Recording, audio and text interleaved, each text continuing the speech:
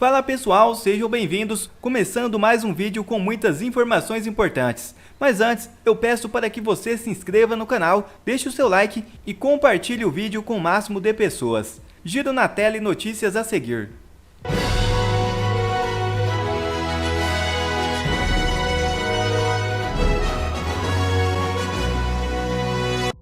Moraes mantém jornalista preso por mais de um ano, sem denúncia, por críticas ao STF.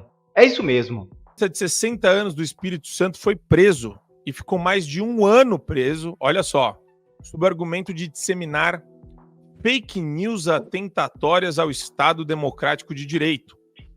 Essa prisão aconteceu em dezembro de 2022, por ordem do ministro Alexandre de Moraes, e mesmo com o MPF pedindo a nulidade do caso, devido a irregularidades processuais e por não existirem sequer provas de qualquer crime cometido, ele foi mantido preso por 368 dias. Ele recebeu liberdade provisória, Holiday, em 20 de dezembro de 2023, com as mesmas medidas cautelares impostas aos presos de 8 de janeiro. Abre aspas. O jornalista Jackson Rangel sequer foi denunciado ou viu seu procedimento arquivado, apesar de reiteradas petições da PGR, afirmou o advogado de defesa dele, Gabriel Quintão. A prisão dele foi solicitada pela PGR do Espírito Santo, Procuradoria-Geral do Espírito Santo, de forma totalmente regular, diretamente ao Supremo, em setembro de 22. Moraes acatou o pedido, sem prova, com total ilegitimidade do Ministério Público Estadual de realizar essa petição. E a gente tem, Holiday, mais um desses casos absurdos que remontam ao debate do momento. A oposição, ela se vê numa situação muito específica agora de levar adiante a CPI de abuso de autoridade. Existe alguma outra forma de responsabilizar ministro abusador do Supremo Tribunal Federal, Holiday? Pois é, essa é uma questão que a gente vem discutindo já há um longo tempo, né? E cada vez que a gente volta a trazer esse tema, por força dos fatos, é difícil você não ir perdendo as esperanças, sabe? Porque ano passado eu ainda conseguia dizer, não, nós temos lá uma oposição forte que vai tentar reagir. Tinha várias frentes possíveis, como, por exemplo, não só impeachment de ministro do Supremo por meio do Senado, mas como, por exemplo, a CPI do abuso de autoridade. Mas a sensação que a gente tem é que tudo isso vai escorrendo pelas mãos como se mais nada fosse funcionar. E o singelo despertar da imprensa que a gente viu em alguns casos isolados no ano passado, não se demonstrou numa reação sistêmica da imprensa tradicional, que até agora, na maioria das vezes, vem sendo beneficiada. Leva um susto aqui e acolá, mas na maioria das vezes vem sendo beneficiada. E aí me revolta quando eu vejo, por exemplo, se eu não me engano, foi no sábado ou na sexta-feira, o editorial da Folha de São Paulo que dizia o seguinte: relação perigosa, e falava justamente, né, da nomeação do Lewandowski como ministro da Justiça, enquanto que o Dini estava indo para o STF na vaga que o Lewandowski deixou, e dizendo que isso era ruim para a imagem da Suprema Corte. Olha isso, era ruim para a imagem da Suprema Corte esta aproximação excessiva com o governo federal. Ora, ruim para a imagem da Suprema Corte é uma coisa. Agora, o que nós estamos falando aqui é de atentados diretos à democracia vindo de uma instância do Poder Judiciário da qual não se tem recurso. Veja, é um jornalista que foi denunciado pela Procuradoria do Espírito Santo e o jornalista não tem mandato. Não está em nenhum cargo público que justifique o fato dele ser julgado pelo Supremo Tribunal Federal. Não há em nenhum lugar do mundo uma hipótese onde um jornalista, por conta do conteúdo das suas publicações, olha isso, por conta do conteúdo do seu texto, ele passa a ser julgado pela mais alta instância do seu país. Isso não existe. Não existe. só existe em lugares onde a ditadura domina, porque aí não importa o tribunal onde o perseguido político será julgado, importa que ele seja condenado. E aí ele pode ser condenado na primeira instância, pode ser condenado na última, será condenado onde o ditador quiser que seja. Só que nesses lugares você ainda percebe algum tipo de resistência, você tem mecanismos de resistência mesmo na Venezuela, por exemplo. Você teve figuras que chegaram a sair do país para denunciar o que estava acontecendo lá dentro das instituições. Algumas figuras chegaram a resistir. Aqui no Brasil, a gente parece que não está vendo mais isso. Nós estamos nos acostumando com esse estado de coisas.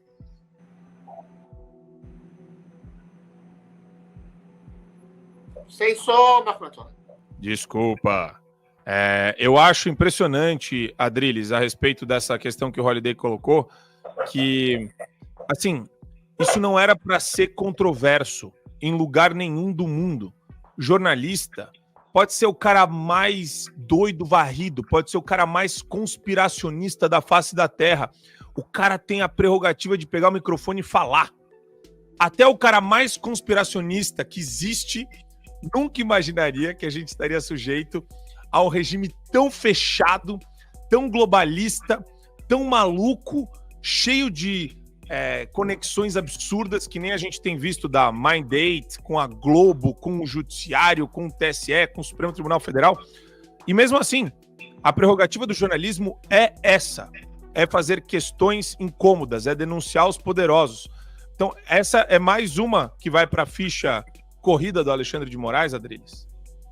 É mais uma das centenas de ilegalidades, de abusos de poder, de perseguições que tem feito desse país, infelizmente, uma espécie de ditadura perfeita, travestida de democracia, travestida de defesa da democracia, em que todas as instituições estão aparelhadas, do Judiciário. O Judiciário, a gente diz, o Supremo Tribunal Federal, o Legislativo completamente acovardado, a gente tem, e a cereja do bolo, né? Esse homem que é um jornalista, a gente tem a grande mídia completamente endossando, justificando, protegendo esse tipo de ditadura. Se a gente tinha, na época da ditadura militar, um contraponto forte através do jornalismo, mesmo sendo perseguido, mesmo sendo censurado, se havia vozes durante os 30 anos em que houve a ditadura, a gente tinha o Pasquim, a gente tinha o próprio Estado de São Paulo, a própria Folha de São Paulo. A Globo sempre foi um pouco mais anuente com o poder, né? Passava pano, sempre foi. Agora, ela não só passa pano, como ela justifica toda e qualquer perseguição. A gente teve um homem que morreu devido à negativa do Alexandre de Moraes, pedida pela própria PGR, de soltar um homem enfermo, que era o Clezão. A gente teve humorista preso, chamado pela Rede Globo de blogueiro bolsonarista, o Bismarck, né, do Hipócrates, cacique indígena. A gente teve pastor. A gente teve recentemente, essa semana, se não me engano, semana passada, aliás, um pastor preso, com mandado de prisão, porque estava fazendo culto durante os acampamentos ali em frente aos QGs militares. Ou seja, a gente tem uma série de abusos e aí a gente fica se perguntando, essas pessoas algum dia vão ser ressarcidas, vão receber algum tipo de indenização, um tipo de bolsa ditadura? O cara foi preso durante 1 ano, sendo que a própria PGR e o Ministério Público Federal não encontraram nada para justificar a prisão de 1 ano de uma pessoa, o tempo de vida de uma pessoa, o tempo de vida de inúmeras pessoas que estão na cadeia, que são pinçadas ao léu. Fica parecendo que o Alexandre de Moraes está obedecendo um critério assim: eu vou prender o máximo de pessoas possível para justificar a minha versão de que houve realmente um golpe de Estado, uma tentativa de golpe de Estado, que está havendo realmente um ataque sistemático ao extrema-direita. E quando você vê caso a caso, a Cristina Grêmio está fazendo boas reportagens, escreveu um livro sobre isso, entendeu? Não há rigorosamente praticamente nada. Há críticas. E críticas. Numa democracia livre, liberal, como diz o próprio Alexandre de Moraes, num espaço 5 anos atrás, em que se uma pessoa pública quer ser uma pessoa pública que não quer receber crítica, então não seja pessoa pública. E mesmo uma pessoa que não tenha a publicidade da sua fala tem todo, absoluto, total e restrito direito de criticar. Então o Alexandre de Moraes falou 5 anos atrás, a crítica pode ser leviana, pode ser agressiva, a liberdade de expressão pressupõe aquela opinião que não é exatamente comungada pela maioria, e essa opinião é comungada por, não sei se pela maioria, mas por imensa parte do brasileiro, qual seja, de que o Supremo Tribunal Federal está agindo fora dos limites da lei, de maneira abusiva, prendendo, fazendo censura prévia, arruinando a vida de pessoas, tirando dinheiro das pessoas. É uma coisa torturante que a gente vê, o Marco Antônio. A gente não tem para onde correr. Eu vou prestar um depoimento quarta-feira agora, até agora não sei, sobre exatamente o que eu vou falar. Nem sei se eu vou fazer esse depoimento, segundo o meu advogado. Ou seja, é um processo kafkiano, em que há uma narrativa objetiva, de que objetiva, assim, objetiva, subjetiva da cabeça dos ditadores que estão implementando esse tipo de narrativa. De que toda a extrema-direita brasileira é responsável, instigadora e Opa, acho que o Adriles... Estou aqui. É responsável pelos atos do 8 de janeiro, ou por uma tentativa de golpe, ou de insurreição popular, ou de abolição violenta do Estado Democrático de Direito, e qualquer pessoa que seja pinçada numa rede social, num jornal, é colocada no calabouço e não acontece nada, porque não reverbera em nada. Não tem nenhuma repercussão. Você vê o noticiário da Rede Globo, parece que está em outro país, no mundo de Nárnia. Ou seja, não é pautado, não é agendado pela grande mídia, não é reverberado, com exceção da Gazeta do Povo, da Revista Oeste e de nós aqui. Não é reverberado pela Jovem Pan, que antes era, outrora foi, uma emissora de combativa, plural, também não é. Ou seja, isso tudo fica sufocado. Um homem fica um ano preso, tendo a PGR, tem o Ministério Público Federal anulando a possibilidade da sua prisão e ninguém dá de ombros. Era para ter uma comoção nacional. E é uma notícia de nota de rodapé, a Gazeta coloca, a Oeste coloca, a gente coloca, e nada acontece. É sufocante, é desesperador. A gente está no período mais obscuro e mais nefasto da história da nossa República. A minha questão é, haverá a possibilidade de retorno? As pessoas que podem alimentar essa possibilidade de retorno, jornalistas, políticos, influenciadores, vão dizer ou vão sucumbir a essa omissão? Vão sucumbir ao medo e vão se tornar parte integrante da imensa parte omissa da ditadura brasileira, que não fez nada. Ou seja, a omissão, segundo o princípio teológico, é um pecado tão grande quanto a ação. E a gente está vendo um exército de omissos nesse país. Governo Lula bloqueia 8,4 milhões de benefícios do Bolsa Família. Veja o vídeo. Se faltava alguma evidência, alguma comprovação de que esse governo realmente quebrou o Brasil por completo, está falido, é quando ele deixa de pagar a principal bandeira que ele usou durante a campanha para poder se eleger. Aí você entenda esse eleger da forma que você achar mais conveniente. Eu não posso falar muito sobre isso porque vocês sabem. Mas a bandeira principal, gente, esse é o cúmulo do estelionato eleitoral. A bandeira principal que o Lula fez para poder chegar onde ele está hoje, obviamente comprando ministros do STF, aquela coisa toda que vocês já sabem, é a tal do Bolsa Família. Vamos trazer de novo o Bolsa Família para o pobre poder comer a picanha e uma cervejinha no final de semana. Bom, a cerveja está mais cara, a picanha ficou mais cara, o poder aquisitivo do brasileiro caiu. E ao longo desse ano de 2023, o ano passado, a gente viu que 2,6 milhões de pessoas foram retiradas do Bolsa Família. Filas quilométricas no Nordeste. O Nordeste está revoltado com ele. Agora, o pior é que, como ele quebrou de uma forma nunca vista antes o caixa do governo brasileiro, não consegue arrecadar mais, mesmo enfiando imposto em cima de imposto. Agora o Haddad enfiou o imposto das compras dos sites asiáticos até $50, que prometeram que não iria fazer. Até a Janja publicou um tweet falando que isso é mentira, isso é fake news. Bom, vamos lá. Olha só o que o Lula decidiu fazer. O governo Lula bloqueia 8,4 milhões de benefícios do Bolsa Família.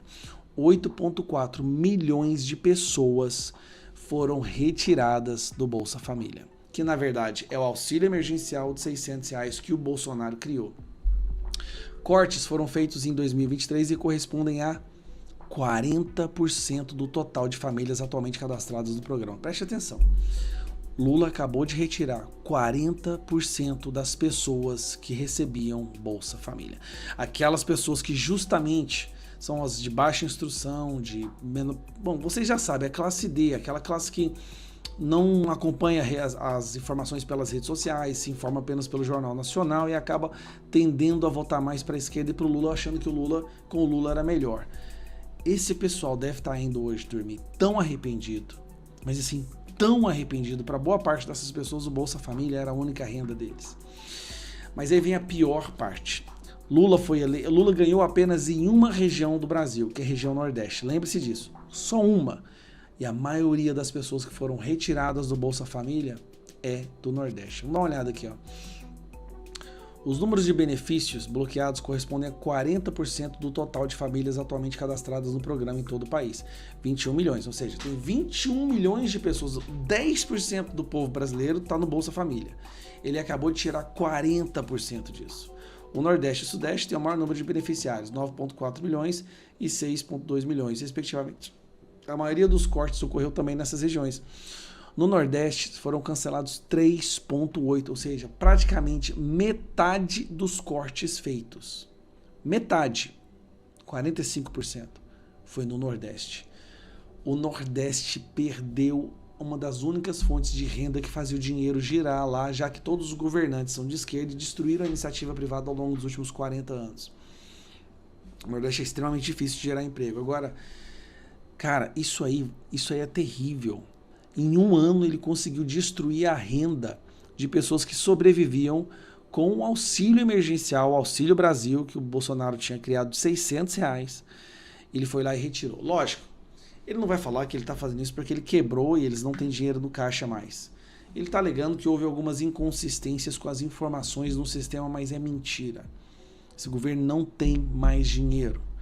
E o de pouco dinheiro que eles têm, eles vão despejar na imprensa para poder manipular a opinião pública e vão despejar na lacrosfera, nesses artistas aí da Lei Rouanet, como foi 16 bilhões no ano passado, liberado 16 bilhões para a Lei Rouanet, para a lacrosfera poder continuar defendendo esse governo. E vão trabalhar para censurar a internet, para que pessoas como eu não possam mais vir aqui e explicar o que está acontecendo. Assim, é desumano. Não podemos esquecer ainda as águas da transposição do Rio São Francisco, que foram bloqueadas desde o início do ano passado. Eles alegaram que era uma manutenção das turbinas, mentira. Até hoje o pessoal está sofrendo, voltou a máfia dos carros-pipa. Os prefeitos ficaram sem receber os fundos, participe dos municípios, desesperados. E agora? O povo do Nordeste. Nordeste, acorde, pelo amor de Deus, saia desse calabouço ideológico. Nunca mais vote em ninguém da esquerda, que eu te garanto que em 10 anos aí vai ser um dos lugares mais prósperos do Brasil. Mas enquanto continuarem votando nessa galera, no Lula, desculpa, mas faz o L, meus amigos. Faz o L, espero que aprendam com esse L que vocês estão levando agora. E outra notícia na tela. A reunião com Pacheco em que Haddad deposita todas as fichas. O ministro da Fazenda, Fernando Haddad, irá se reunir nesta segunda-feira 15 com o presidente do Senado, Rodrigo Pacheco, para discutir a medida provisória que estabelece a reoneração da folha de pagamento para 17 setores da economia. Pacheco é pressionado por líderes partidários para devolver o texto ao Poder Executivo. Contudo, em coletiva de imprensa na terça-feira 9, o senador afirmou que não tomaria nenhuma decisão antes de conversar com o chefe da equipe econômica.